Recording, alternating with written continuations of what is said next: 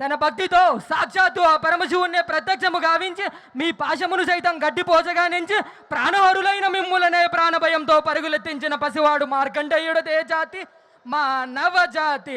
నీచమన్న మా జాతి మూలమున ఏనాడో అప్రతిష్ట మూట కట్టుకున్న మీరు నేడు జాతి జాతి అంటూ మమ్ము అవహేళన చేయుటయా?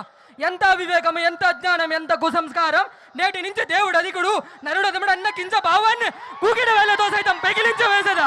మొక్కులు పొందే మొగ్గోడి దేవతలు, దిక్కులు నీలేష్ట దిక్పాలకులు, మనగడనిచ్చే పంచభూతములు సైతం జయో నరుడా నర్శించే విధముగా ఈ సింహాసనాన్ని అధిష్ఠించదయా? స్వర్ణమణిమయ రత్న ఖచ్చితాలంకృతమైన ఈ సభా మందిరమున అకుంఠిత సేవాదక్ష పరిహార సమూహం మధ్యమున భూతల పరిరక్షణ ధర్మనిలయమైన ఈ రౌరవమున సర్వదా శతదా సహస్రద పాప పంకిలమైన కుల మత జాతి కూపమును సమూలముగా శాశ్వతముగా ప్రజ్వాలన గావించదా? Any doubts?